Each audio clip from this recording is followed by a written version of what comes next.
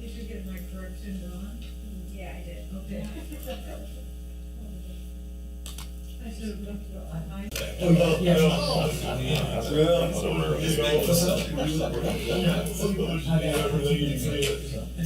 Need more chairs. Yeah, can it be,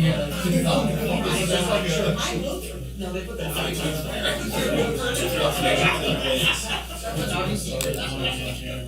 didn't know I could move my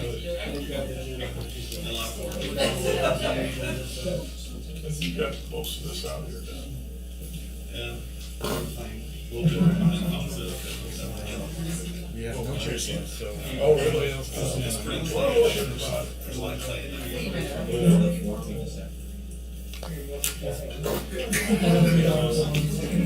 Oh, great, thanks.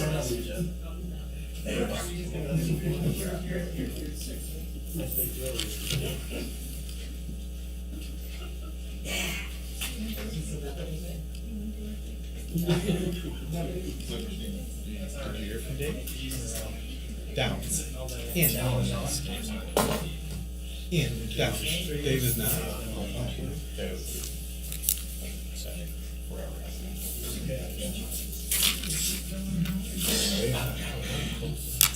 Guess not. First I've heard of it.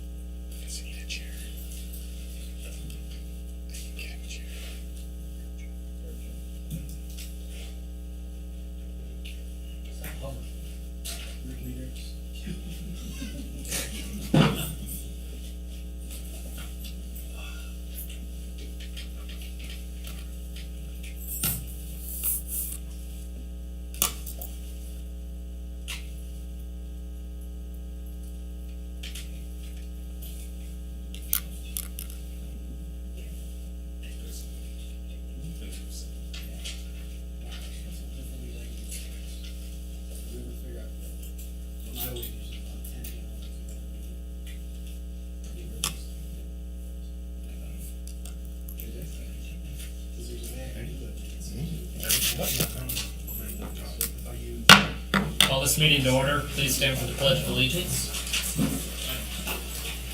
I pledge allegiance to the flag of the United States of America and to the republic for which it stands, one nation, under God, indivisible, with liberty and justice for all.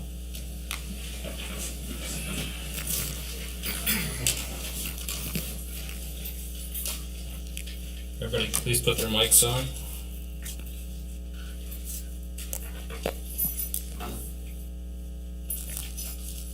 Will the clerk please call the roll of the council? Denny Bell. Here? Curtis Shares. Here. Dave Bishop. Craig Wright. Here. Todd Rolson. Here. Do we have a motion to approve the agenda? So move. Sorry. Any discussion? All those in favor signify by saying aye. Aye. All those opposed signify by saying no. Motion carries. Do we have a motion to approve the consent agenda? So moved. Second. Any discussion?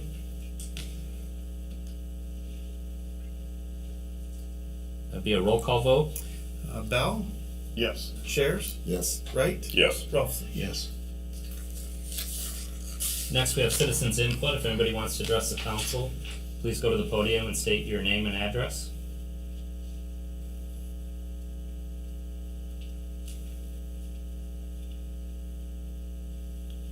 We'll move on to departmental reports. Anything to add from the department heads or any questions from the city council? So out at West Echo, where are we at officially now as of today? As of today, they Yeah. should be back any time now. They're expecting mid to late this week to finish up forming the concrete street portions, and then we'll get started on the manholes and intakes, ground stuff. And the lift station is operable? not yet. They haven't- Okay. They started working on that and then Zoom got pulled out because of the road. They didn't want them tearing up everything for that, I'm sure, so once the road is finished, I'm sure they'll be back in right away.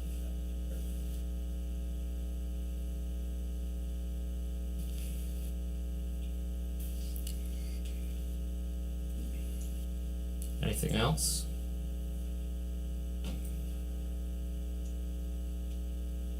Then we'll move on to new business. First, we have Lisa Kramer from Buchanan County Economic Development Commission. Yep.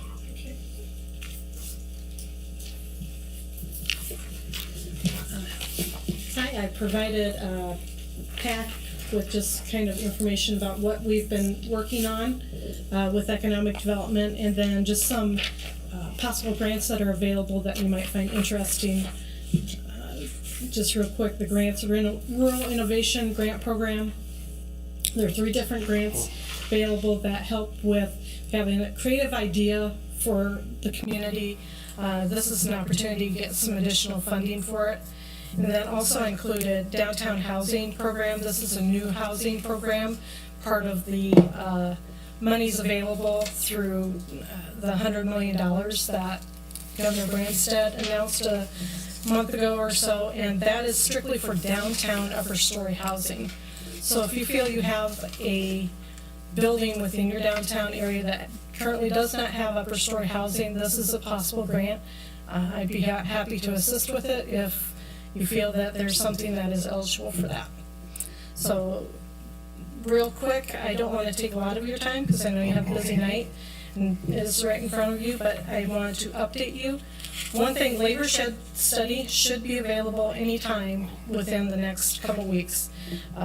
That, as some of you know, it basically gives us an idea of our workforce, how many currently come to Buchanan County to work, how many leave Buchanan County to work, how many are working within the county, and then what our entire area, our labor shed area is that we can draw employees from. And that is updated every 2 years, and this is our 2-year update. Workforce housing, we did assist in an application for workforce housing that was not approved this year. I believe we'll probably be seeing an application for next year. Where this would have been located would have been in Independence. It would be a 48-unit project, specifically as a workforce housing for the workforce housing tax credit. And hopefully next year we'll be able to work with that and make that happen, to provide more housing within the county, specifically that workforce housing.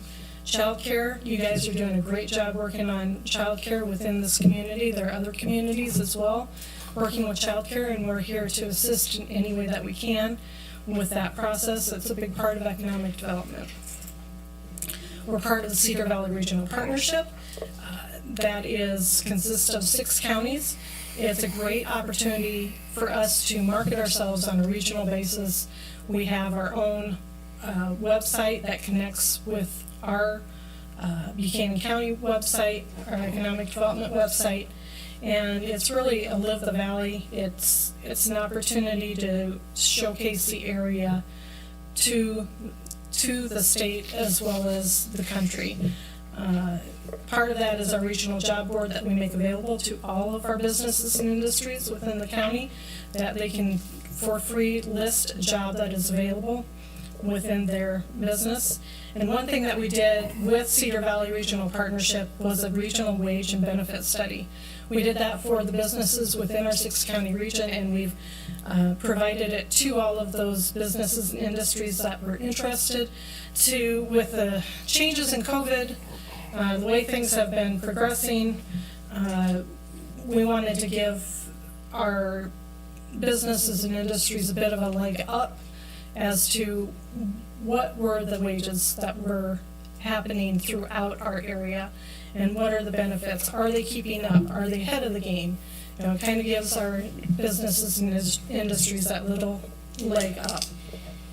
I continue to work with and meet with businesses and industries throughout the county, helping with developing small businesses as well as working with our larger industries throughout the county, and currently try to work meet several times a year with those industries.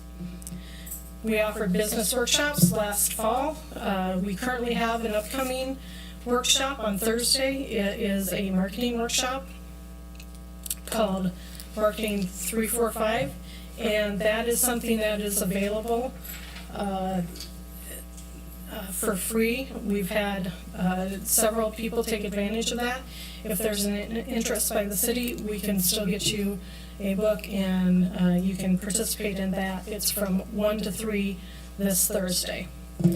We already had 2 apprenticeship programs. In the last year, we've added 2 more apprenticeship programs to the county. That would be in diesel mechanics as well as welding. Once we have an apprenticeship program within the county, then any business or industry within the county can piggyback off of that. Industry 4.0 is a big push right now. It's originally was developed for smaller industries, 75 and under, and it's a grant program that is now available. It wasn't for quite a while, but now is available. A $50,000 grant for machinery and a $25,000 grant for IT. I know there are 2 smaller industries that are applying for this, and good news, we found out that they are going to be doing this for our large industries too. So once that is available, I'll push that out to our 5 large industries that will be available within the county, and hopefully that will help them with that Industry 4.0 moving forward. We provided website grants for our communities and our businesses, and a couple organizations that took advantage of that. It was a real opportunity to kind of help with those places that were behind or did not have a presence on the web. This gave them the opportunity to update or provide them the opportunity to have a website. I continue to provide information on all the grants that are available out there, and with COVID, they seem to keep coming. Not necessarily for everything that we want to see, but we are seeing a lot more grants available. So I try to make that available on our website at all times, and I will assist in writing grants as well. I did work with I did work and wrote a downtown catalyst grant for Kings Hall and Independence, which they received, and I worked with a group on downtown enhancement community development block grant and that was done in Independence, and they received that grant. So that was a $500,000 grant, and that is strictly for the facades of front of a building. So any downtown is eligible to make these applications, and I would be happy to work with any community that wants to. Businesses and industries, we do have a 100,000 square foot expansion underway by Priest Enterprises. So they're basically doubling their footprint and investing $40 million within the county to grow their business within Buchanan County. We currently have a leadership program that's going on. We have 12 participants from 7 different organizations, and we're excited. We did hire Molly Hocken as our new part-time communications manager. She's been knocking it out of the park in her position. We got together and we decided for October Manufacturing Month that we were going to highlight our industries within the county. We've had phenomenal success with that. A lot of attention to what we have available within Buchanan County for our industries.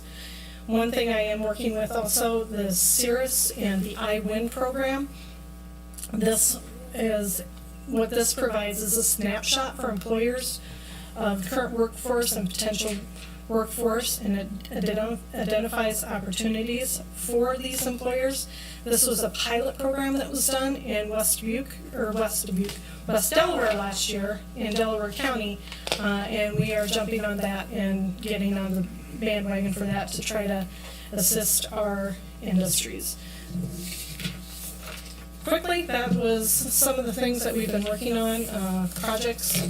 Are there any questions as to what economic development is working on, or anything that you'd like to see us focus on for Jessup?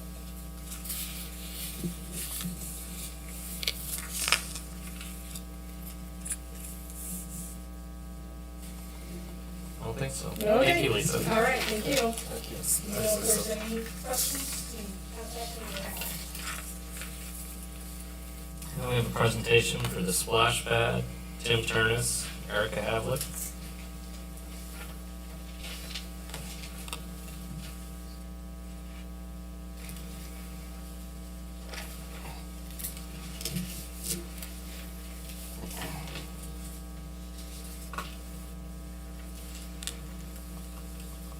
It's better than this, I promise you.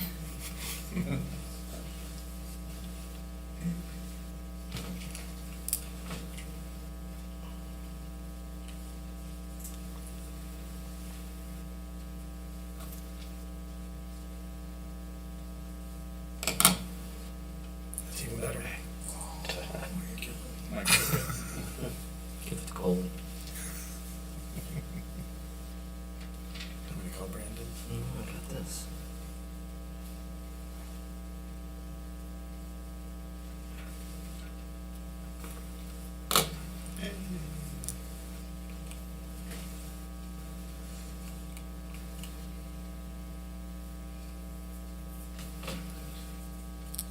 There we go. All right. My name is Tim Turnus. I've been a resident in Jessup here for about 6.5 years. Recently, I became involved in volunteering and trying to kickstart the splash pad project. So we're just have a short presentation for you tonight in regards to the splash pad, where it's going, some of the details surrounding it. And I don't know if Curtis, you have anything to add as far as introducing the project from the council's perspective. We met last week and just talked a little bit about this. Just that I think it'd be a great addition, yes. Okay, great. If you would, next slide, please. All right, so how we got here. So a group was formed a little while back to explore different options for. Can you speak up a little bit? Yes.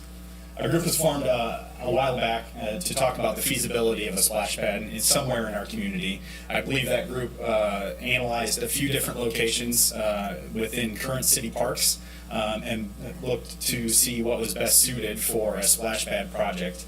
That group also requested proposals from vendors back in 2020 and then selected one and worked with that vendor to put together an equipment package, essentially what you'll see tonight. Then that vendor formalized that equipment proposal, and then it sat on the shelf for a little bit, and now we're picking it back up here in 2021 and trying to budgetize the cost of the overall project and moving that forward into 2022. So why should we have a splash pad? Currently, we do not have an accessible or inclusive park in our community, and Erica wanted to mention a few things about that.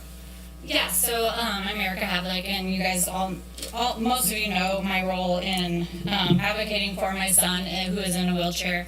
And my interest in this came back in 2019. I approached Tony Lang and Chris about bringing a splash pad to the community. I know there had been a lot of talk about it, and we kind of set the ball rolling a little bit, but my big goal was for Reed or for any kid with any disability, currently in town there isn't anything that is wheelchair accessible. I have to carry him at the park.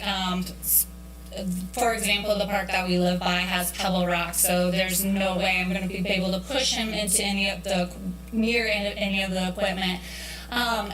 I had a hand in picking out the splash pad design. So the vendor we worked with really stressed equipment for all abilities.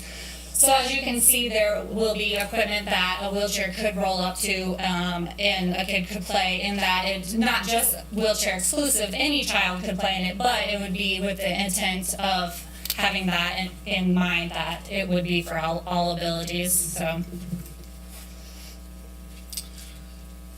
some other reasons why we think we feel like this community deserves something like a splash pad. Obviously, it's quite evident that we're experiencing community growth with a couple of subdivisions under construction right now and new houses popping up. We all understand that there's young families coming to Jessup, and we want to create Jessup as this attractive community to keep those young families coming. It's also an attractive addition to any park. It's economical in its operation. It's really kind of first-time cost. There's not much operational cost associated with a splash pad like this. It's really kind of that first cost option to get this thing built in a park, and then it becomes operational shortly after that. And so that said, it's kind of low effort from the city's perspective. We turn it on in the spring, we shut it off in the fall. So there's not much effort from Mike and his staff to maintain the park throughout the summer. But it also has a high impact. Obviously, it's an attractive addition to any park. So the group really selected Liberty Volunteer Park as the location for the splash pad, and there's a few reasons why. First of all, it's in that part of town that is expanding. We are seeing that growth with those subdivisions on the west side of town. It's in easy walking distance, and it actually increases those property values for those developments on the west side. So really, this is a long-range vision in this plan here, with the addition of the splash pad, approximately 44 feet by 72 feet, with the pieces of equipment that we'll get into here shortly. But we also want to stress and really highlight the connectivity to streets and to other sidewalks. And so that's what makes it an accessible park to any community resident looking to seek some fun at the park.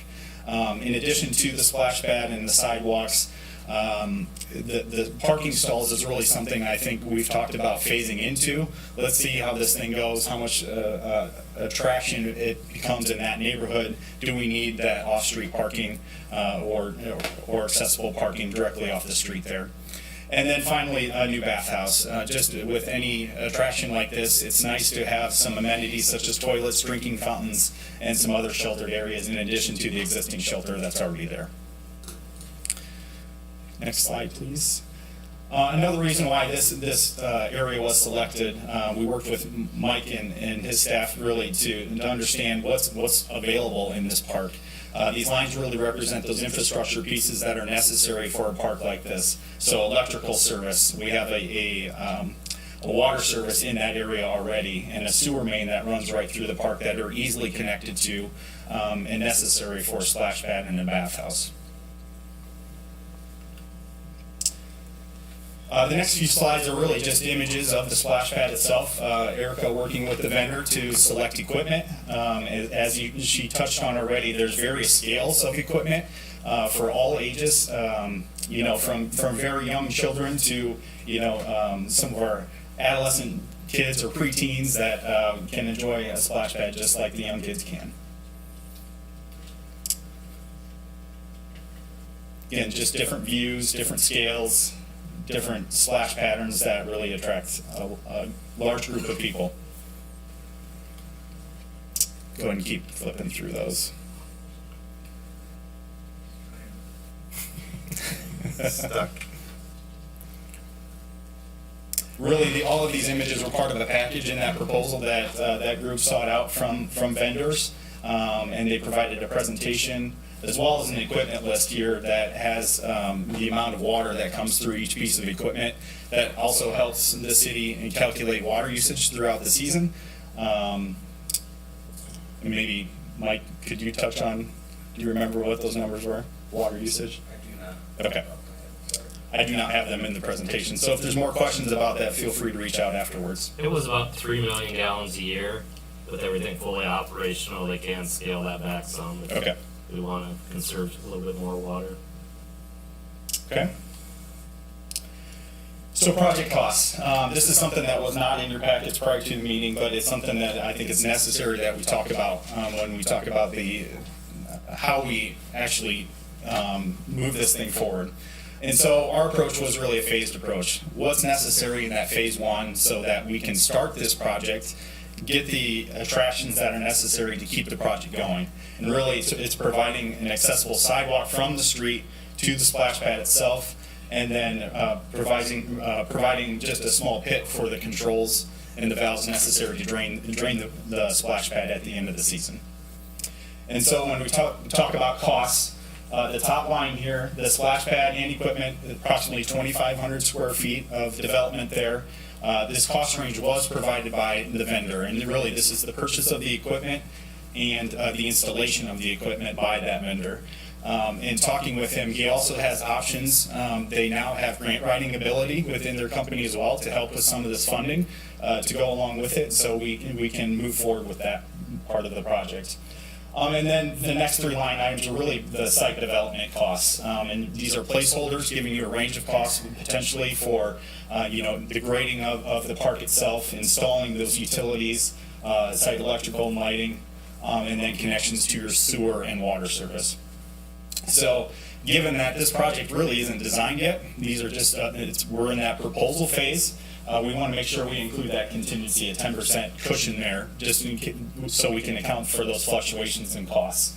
And then soft costs are really those costs outside of your construction costs, which would be if you were to hire an engineering firm or somebody to provide the grading plan and site utility plan to connect to those utilities underground. And obviously, being a city project, we can waive that permit fee if you so choose. So looking at that total phase one project, we're at $342,000 to $387,000. It's that range of costs. And really, this is that first phase one project, breaking it apart into more manageable pieces. Phase two then provides the bathhouse, those amenities in a couple toilet rooms, drinking fountains, an actual room for Mike and his staff to maintain the controls and the equipment necessary for the splash pad equipment outside. And again, additional sidewalks with connections to parking stalls along Ann Street. And again, contingency and soft costs to help cover the rest of those project costs. And that phase two scope, approximately $162,000 to $206,000. So those are kind of big numbers, and you're probably wondering, well, how do we pay for that? Well, there's plenty of opportunities out there for grants, as we so heard, for projects such as these. But there's other opportunities out there through Buchanan County Health, Blackhawk Gaming. So those are all opportunities we wish to explore. But to do that, we really need the council's acceptance of a project like this, an approval of a project like this. And as Tony mentioned before the meeting here, the letter of intent that's listed there, that's really a resolution by the council to commit to the project, open an account to start gathering some of those funds so we can go seek fundraising, donations, corporate donations, and grants that's necessary to pay for the project. And that last item, this group is really just interested in a focus on recreation and parks throughout our community in future years. So I would hope that as you consider future fiscal budgets, that we take parks and recreation into account as we try to support those young families we see coming to Jessup. So I appreciate your time tonight, and if there's any questions, feel free.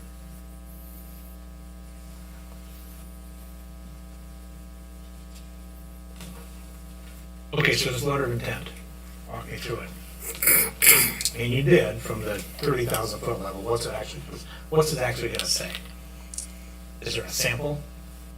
I do not have Or a does it sample just of that. say we wholeheartedly support this project? Thank you very much. Goodbye. No, it's really about that third line item there, that we have something in writing say that the community is wishing to seek this splash pad. We already have opened an account to start to gather some funds, so So we we need can. to start a project line in our budget, basically on our balance sheet. We've talked to Heather about this a little bit. We do a resolution always to set up a project account. Okay. And in that resolution, we will want to add language that it's for kind of a general description of this This project. Specifically for this That project, is all correct? that money Yep. will be used for. And if that project doesn't move forward by a certain date, then we will return all the donations to people. That's I think correct. that's the big concern with fundraising is, what if we don't reach the goal? What if it doesn't move forward? What happens to that money? Yeah, all right. I think that's all you guys are looking for. That's correct, yes. And is there any numbers that the city needs to commit to as far as an annual budget line item? that we need for future budgets? You said here, set priorities of future fiscal budgets. What would a future budget look like for us to operate that splash pad? Dollars and cents. Anybody have that number? I came up with $4,900 annual operating costs, and about 4,000 of that's labor. So some of that will be incorporated into regular pay. It's not actual extra money that's coming out. I kind of figure when it's all said and done, probably increase our budget $2,000 to $3,000 a year to pay for the splash pad. That includes parts, the water for it. When they were exploring the styles of splash pads, there's a million different kinds that know exist. Some of the more expensive ones is when you're having to do chemical treatments every hour because of the type of way it's recycling water. There's a million options. This was purposely picked to have the lowest operating cost of the city, obviously. Mm-hmm.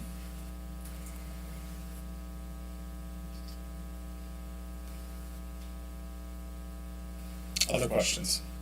Mike, didn't you say that the soccer fields will use more water in the season than the singing one?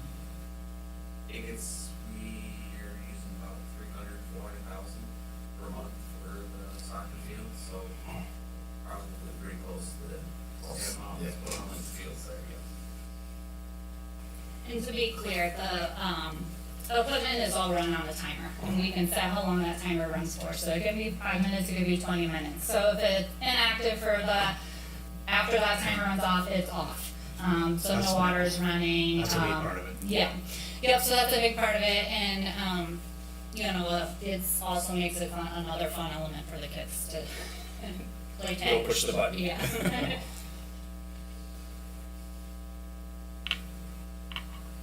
Okay. Appreciate it, thank you.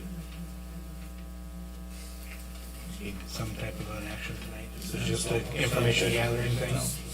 Yeah, as long as you're interested in moving forward with it, we'll bring back a resolution for project account for next meeting. Okay. Thank you guys. Thank you all. Thank you. Thank you. Appreciate it. And we had a request from Larry Thompson to address the council regarding the splash pad. He's in the back row of church. Yeah.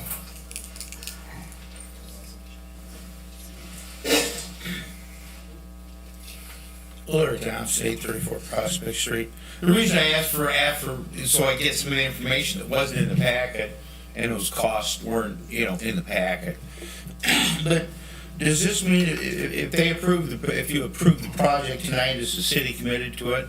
And what is the dollar amount they're gonna raise out of that potential $580,000, and how much is the city gonna commit to, or are they gonna commit to anything to it? And that's kind of the things in this group. My wife and daughter, probably been 6-7 years ago, at least, brought to the council an idea of a splash pad. And from then, the council took it and turned it into an aquatic center, which never went anywhere. And it was far less then than today. And they were never asked, she didn't say anything, but they never asked, who's this group? I'd like to know who's on this group that put this together, that put it together. Is that possible to get that group's name? It hasn't been a formal group, I mean, pretty much people you see here. Mentioned Tony, myself, Erica, Tim, Mike's been part of the discussions. Okay, well, that's what I got. I just in the packet, it didn't say who or whatever. Okay, my big thing was just, what's it gonna cost the city? I know other cities have put in splash pads. I know we looked at it 3 years ago a little bit, and the city of Center Point put it in. There's some other towns, and I don't remember, Don maybe remember all of them, but it was costing them tens of thousands per year. And I don't know what's changed, and they had everything from as Tony called, there's a gazillion different things out there where they can do a pump and dump, they can do the chemicals and whatnot, but it was really expensive to the cities. They said they misinterpreted their funds that they were gonna need to spend on a yearly basis. I know, I think it was Center Point, they were budgeting over 10,000, they said it was double that by the time they were done, and I don't know what they did, whether there was chemical or pump and dump. I did not call Center Point directly, like Reedland, there was 4 or 5 we contacted, everybody, Hudson was one of them. Just even ask them, like, what was their exact question, what was the operational, you're how many years into it now, what was surprising? And Yeah. honestly, one of our biggest questions was, what was that upkeep, right? They all, you know, there's the ongoing piece, but then year 2, 3, 4, what do you happen to fix? So that was a big discussion, we didn't want this to be something that community members, businesses invest in, whatever, and then it turns into be a dud in 4 to 5 years. And he said the biggest upkeep long-term on especially on these type of pieces, you know, your paint, you had your paint cover up here and there, but the biggest thing was deciding on what type of plumbing and all of, like I said, staying away from the chemicals, et cetera. Yeah. You know, it's also dependent on what you have for options to feed that. So some. Because even the pump and dump, it costs us, with a new sewer plant, I don't know what the expenses are gonna be to treat, you know, an extra 1 million or 2 million gallons a year either. You know, that's, cause it's gotta be treated. And so, that's why I said, when you said it's gonna increase the cost by 2,000 or 3,000, seemed a little thin when I heard from the other towns, what it cost them in the past. And I just didn't wanna get caught short in what, and is the city planning on paying any portion of this in your talks? We haven't discussed that yet. No, I mean in your group, when you were talking about getting grants, if, It wasn't much of anything. It was pretty, put up very, when we had talked with the city different times, it was pretty obvious there wasn't much to be had from the city for this type of project, if anything, truly, on an annual basis, so. And Larry, we plan to go at it as we're trying to fund this wholly on, as a gift to the community, so. We have, at this time, and from the impression we got from discussions with the city, we are not looking for money from them. okay, well, you know, I'm just kinda curious as to, this is all new and different. It's kind of broken into 2 phases, or potentially 3 phases at this point, only because, like you said, it is a steep hill to climb there. But we can't even, in talks with different people for grants, et cetera, can't go very far right now unless the city was to show a resolution, right, that they are interested and haven't committed to it, but they need something in writing. A lot of these grants are very picky, and well, what if the city says, what if the city end up doesn't do it, right? How do they get their money back, how do they? Yeah, no, but yeah, I just wanted to know that which direction we were going, how much you're gonna try It and, was pretty transparent from, I mean, honestly, talking to Chris and Mike, there just wasn't anything there, to be honest, so. yeah. Well, that was my concern too, is, you know, how much, like I said, my wife and daughter started looking into it at least 6 years ago. And there, at that point, there wasn't as many grants, there's more grants out there today than before, and there wasn't much money to be had. And they were only looking to spend a couple $100,000, and it was tough back then. So, that's why I say it's sticker shock tonight again. And we're looking at it as, we keep hearing these surveys that go around the community of, they want a pool, they want an aquatic center, we want a splash pad. Well, we gotta start somewhere. And if the community wants these things, sometimes you gotta start small before you can get too big. Otherwise, the project scales too big and then they fall short, like you're saying. So this is the way to start somewhere without scaling too largely, and then the project failing. And what's the anticipated timeline then, I guess, is for the beginning? As early as next summer. Okay. But anyway, that's the only questions I had, was I didn't know who was in the group, because they talked about presentation, like I say, and the numbers weren't in the packet, so then they got up there, at least we know now. So, thank you. Anybody do anything?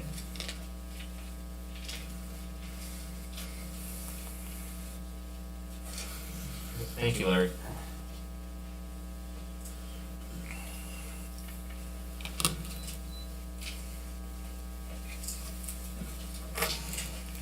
Anything else from the council on the splash pad?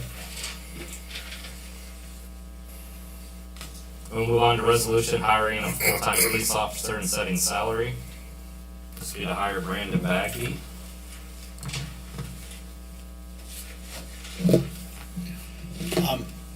I'll just keep this real brief on my behalf, because I think you guys have pretty much everything.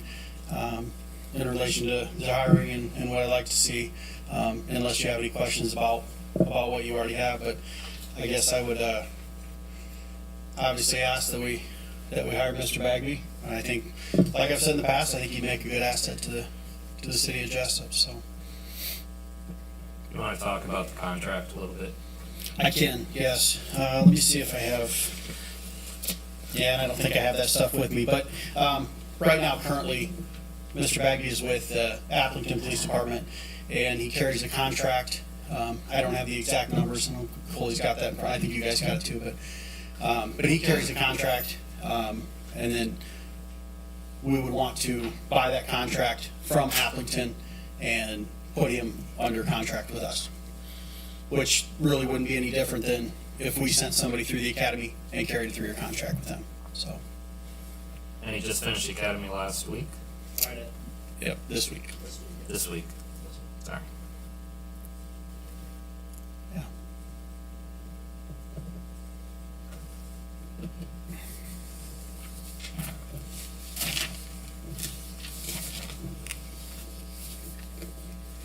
Does everybody understand the concept of the contract? Usually we're on the other end of that. Right. I was gonna ask if we got. Don't get any ideas. Yes. Yeah. We've talked about that in length. Yes. I'd make the motion. Second. Any discussion? Be a roll call vote? Rolfson? Yes. Bell? Yes. Shares? Yes. Right. Yes. Very good. Resolution passes. It's okay if he says a few things about himself, and then if you guys got any questions or anything for him, That's pending he does graduate, right? that's pending graduation. Okay. Just wanna make sure. Part of the condition. I'm Brandon Bagby from Waterloo, Iowa. Graduated from Don Bosco in 2016. Went on to get my associate's degree at Hawkeye, the police science program. Currently in the academy, pending graduation on Friday, and I'm just hoping to make an impact on the community in a positive way. Thank you. Very good. Thank you. Glad to have you. Yep.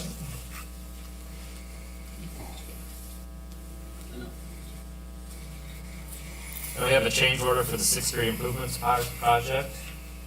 You want to review that, Mark? Yeah. Won't mind going to the podium.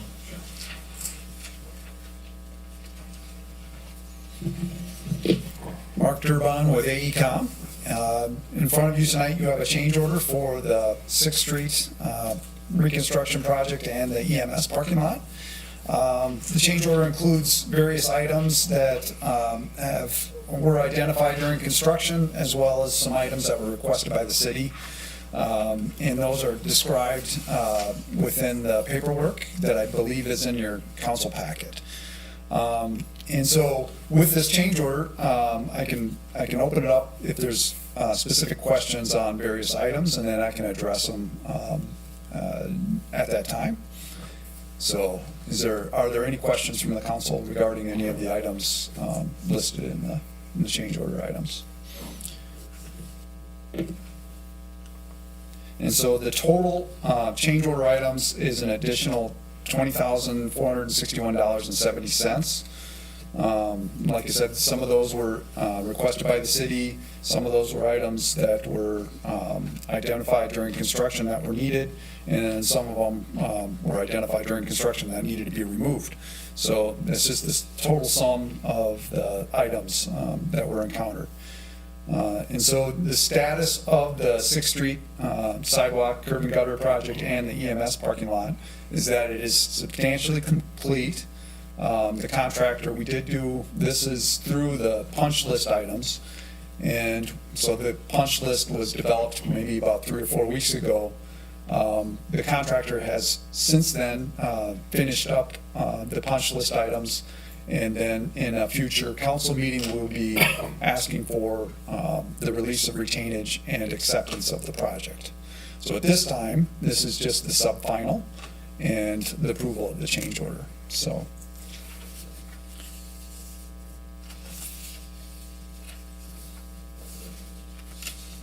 All good, buddy? Yep.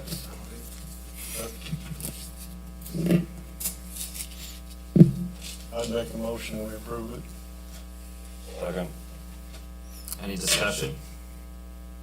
Get a roll call vote on the change order? Wright, Yes. Shares, Yes. Rolfson, Yep. Bell. Yes. We need a resolution approving the pavement. So moved. Second. Any discussion? Roll call vote? Bell, Yes. Rolfson. Yep. Shares, Yes. Wright. Yes. Those resolutions pass. Now we need a motion to set a public hearing date for the budget amendment for fiscal year 2021, 2022 for November 15th, 2021. So moved. Second.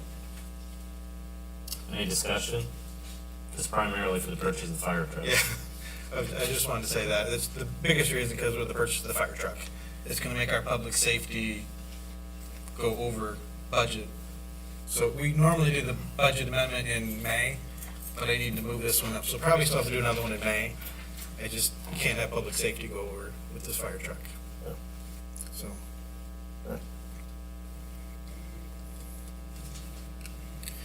Motion second, right? Yes, sorry. Okay, all in favor signify by saying aye. Aye. All opposed signify by saying no. That motion passes. Then I would like to set a special council meeting day, just to go over the wastewater treatment plant project. The only day that I can really get both McClure and Maggie here is Tuesday, October 26th. How does that work for everybody? I won't be here. I know McClure could be here on Monday, but Maggie got 2 other meetings that night. She said she could possibly call in for a short bit, but I can call in on Tuesday night. would you be okay with that? As good as any Yes, night for you. Yeah. Okay, let's set that for the 26th at 7 o'clock. 11 o'clock? Yeah. That'll help you out. I was thinking like 3 p.m. Would that work? No. Never works for me. Okay. So I'd ask for a motion to set a special meeting date for September, or October 26th at 7 o'clock p.m. So moved. Second. Any discussion? All in favor signify by saying aye. Aye. All opposed signify by saying no. That motion passes. Need a motion to adjourn. Second. All those in favor signify by saying aye. Aye. All those opposed signify by saying no. We're adjourned at 7:44.